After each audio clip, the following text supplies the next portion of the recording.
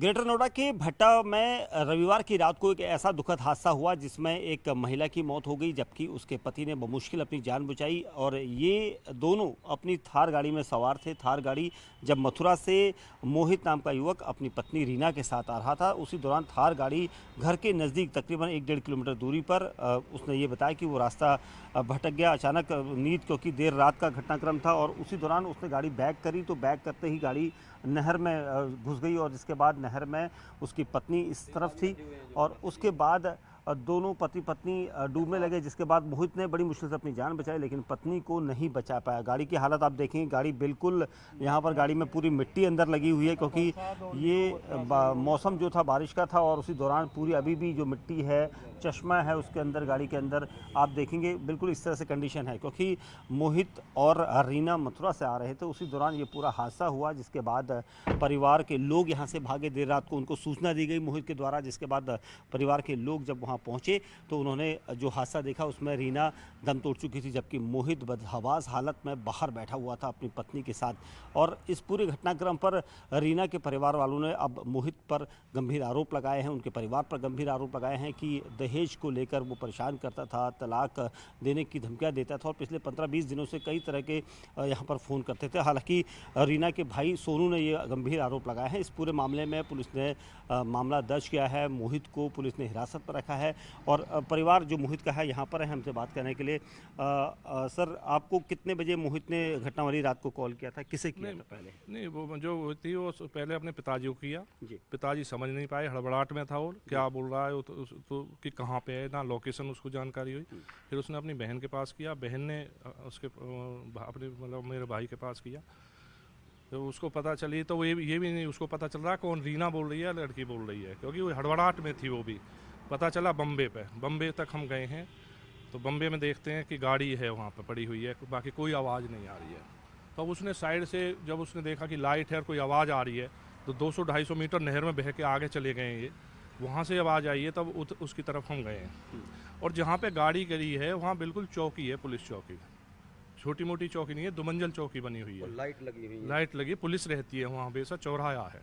क्योंकि मोहित तो रोजाना इस जगह पर जगह से वाकिफ़ है, कहीं पर गली है या गड्ढा है उनको सब पता है, तो गाड़ी वहाँ गई कैसे अंदर? ऐसा था रात के लगभग 12 के बाद आया ये, तो स्पीड ज़्यादा हो या इसको जो भी है, मान लो कई बार पता भी नहीं चलता कि हमें किधर जाना। हमसे होता है ऐसा अक्सर, हमको जाना होता है तो ये 10-15-20 मीटर ही आगे निकला, तो इसने देखा अरे तू आगे चला गया, तो इसने वहाँ गाड़ी को जैसे मोड़ने की कोशिश करी थी, तो पटरी पे घास हो रही है, उसको ऐसा लगा कि ये जो है सही है, यहाँ मिट्टी आ रही है, लेकिन वहाँ मिट्टी नहीं थी, घास थी। वो पीछे वाले पहिए चले गए और गाड़ी उठ के एकदम से पीछे चली गई। बहाव उसमें गाड़ी गिरने के बाद में उसमें बहाव बन गया। भाई पानी रुकेगा जब किसी नहर में, कुछ तो रुकावट आएगी। 8-7 फीट की गाड़ी है, हाइट है, तो उसमें बहाव तेज हो गया, गाड़ी घूमती रही है उसके जैसे बताया। हम तो वहाँ नहीं थे, लेकिन जो बता रहे हैं कि गाड़ी चली है, गाड़ी जाएगी तो मोहित के ससुराल वालों ने आरोप क्यों लगाए हैं? क्योंकि उनका ये कहना है कि तलाक और दहेज को लेकर शुरू से परेशान करता था, तलाक को लेकर धमकी देता देखो अपना नहीं कहना चाहिए, मैं एक्स एयरफोर्स हूँ, कुछ फौजी आदमी का ईमान भी होता है। अगर ये लड़का गलत होता ना, मैं घर से इसके लिए पूछता भी नहीं। मैं 100% का 1000% श्योर हूँ कि इस लड़के की गलती नहीं है। मैं तभी चल रहा हूँ, मेरा अगर बच्चा भी है ना गलत चल रहा, मैं नहीं होता हूँ, मैं उसका भी साथ नहीं देता हूँ। ये आप जो गांव में समझदार आदमी होंगे, हमारे पड़ोस के हैं, पूछ सकते हो आप।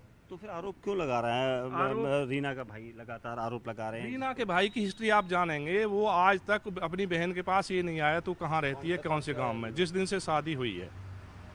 शादी में भी हम देख रहे थे जैसे गेस्ट घूमते हैं ना इधर से उधर, ऐसे घूम रहा है। हम समझ गए कि हाँ ये हुआ, हमको ये जानकारी मिली कि इसकी बनती नहीं है। अच्छा, हाँ, तो अब इसका रीना के शव को भी उनके परिजन लेकर चले गए? परिजन लेके नहीं, हम गए थे पोस्टमार्टम, कम से कम हमारे 50-40 आदमी रहे वहाँ पे। उनसे हमने बोला जी अब जो हो गया आपने रिपोर्ट कर ली, पोस्टमार्टम हो गया, कानूनी कार्रवाई चलती रहेगी, लेकिन ये जो इसका दाह संस्कार एक हिंदू रीति रिवाज के अनुसार, भाई उसका पति है, उसका बच्चा है, उस हिसाब से करवा लो, बाकी आप कुछ करना जो नहीं। हाँ, वो आ जाएगी जो भी होगा। नहीं हम तो ले जाएंगे। फिर हम कुछ हमारे जो बुजुर्गों ने बोला भाई चलो हम चलते हैं, जो वहाँ मत जाना, हम ये कर देंगे, वो कर देंगे, ये हो जाएगा तुम्हारे साथ। अच्छा। उस वजह से हमको देखो एक बुरा समय तो था ही, तो हम जाना थोड़ा अपने आप को नहीं उचित समझा। तो आप भी मौके पर गए थे, आपने क्या देखा वहाँ पर, जहाँ पर जिस तरह के आरोप लगाए हैं रीना के भाई ने कि गाड़ी को जानबूझ कर डाला गया, वो एक हादसा नहीं है, साजिश है? ऐसा है, आगे आगे से सड़क आ रही है सीधी, उस सड़क पे आगे कैसी आंख लग गई या तेजी गाड़ी, वो आगे पहुंच गई। आगे पहुंचने के बाद वो गाड़ी बैक में गई है ऐसे, उसने आधा बम्बा रोक लियो, पानी एकदम चढ़ा है। जब आधा बम्बा रुकेगा तो ऑटोमेटिक ही भाप बनेगा उसमें, वो उसके हाथ से निकल गई, फिर उसके पीछे भागा, वो उसे पकड़ लिए जाकर लड़की। हाँ, रजवाही को बम्बा कहते हैं हमारे यहाँ रजवाही को। तो ये हुआ उसमें। और वहाँ चौकी है, लाइट लगी हुई है, लाइट भी लगी हुई है, और रोड भी, रास्ता भी चलता है हर वक्त, हमारे यहाँ हर समय रास्ता चलता है। वहाँ आने जाने वाले लोग लगे रहते हैं, कभी पुलिस भी आती है जाती है, तो वहाँ ऐसा काम क्यों करेगा वो? सबसे पहले घर में किसको कॉल की गई थी उसके द्वारा? पहले आइए, अपने पापा को करिए। उसका पापा पहले तो उठा ही नहीं पाया फ़ोन को, फिर करिए, फिर सिस्टर पे करिए। अब उसने बाद में उठाया तो उसकी समझ में नहीं आई है, जैसे दोबारा कॉल करिए कि कौन है, क्या है, कैसे है। अच्छा। फिर उसकी बहन ने कॉल करिए कि ऐसे, उसने बताई कि नहर पे बम आप तो क्योंकि घर में रहते हैं, आपके जॉइंट आप लोग यहाँ पर रह रहे हैं, तो किस तरह के संबंध थे दोनों पति पत्नी? बहुत साफ सुथरे, किसी तरह की कुछ कभी हमने वही नहीं सुनी।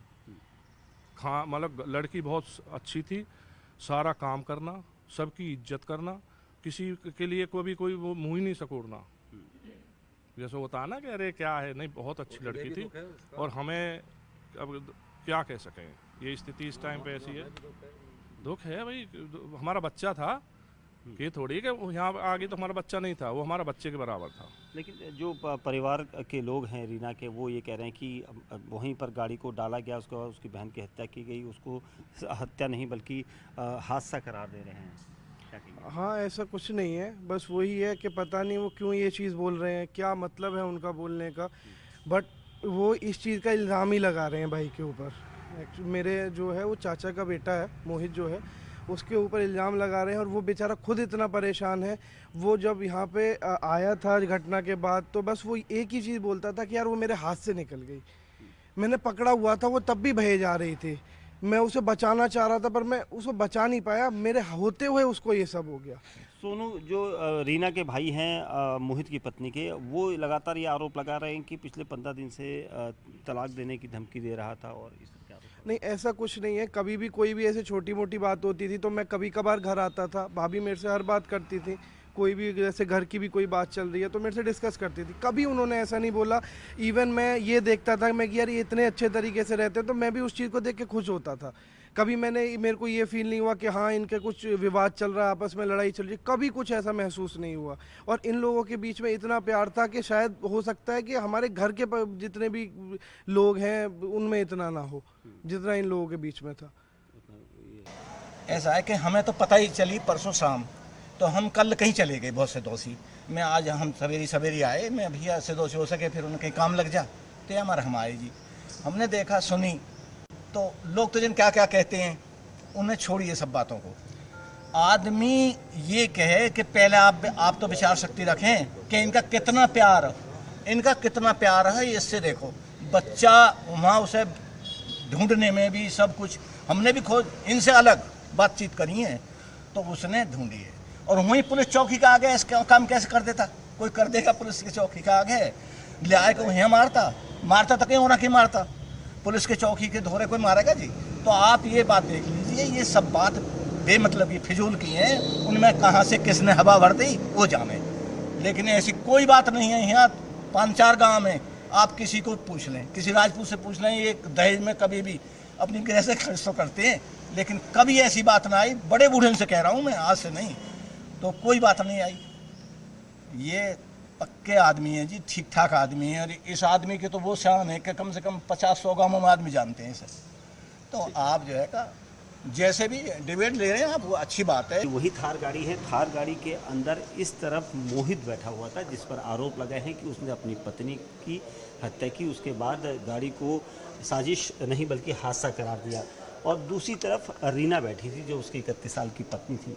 ये यहाँ पर दोनों पति पत्नी मथुरा से आए थे। प्रसाद भी मथुरा का रखा हुआ है गाड़ी के अंदर, चश्मा नीचे गिरा हुआ है और ये गाड़ी नहर में जिस तरीके से गिरी है उसके बाद यहाँ पर जो रीना है उसके परिवार वालों ने गंभीर आरोप लगाए हैं और कहा कि मोहित ने इसे हत्या करके इसे हादसा करार दिया है। जबकि जो गाड़ी है पूरी गाड़ी में मिट्टी घुसी हुई है। जो नहर होती है इलाके की उस नहर में ये गाड़ी गिर गई क्योंकि पानी का बहाव तेज़ था। पानी का बहाव तेज़ होने की वजह से गाड़ी लगातार घूमती रही। इस तरफ का शीशा पूरा खुला हुआ है जबकि उस तरफ का शीशा आधा खुला हुआ है। तो क्या शीशा नहीं खुल पाया था दोनों तरफ का? क्योंकि परिवार ने जिस तरह के आरोप लगाए हैं वो एक साजिश भी हो सकती है, इसलिए पुलिस पूरे मामले की जांच कर रही है। हम इसको नहीं छेड़ रहे हैं, लेकिन ये देखिए ये शीशा पूरा खुला हुआ है। मोहित यहाँ से बाहर निकला है जबकि वो शीशा आधा खुला हुआ है जिस तरफ रीना बैठी हुई थी।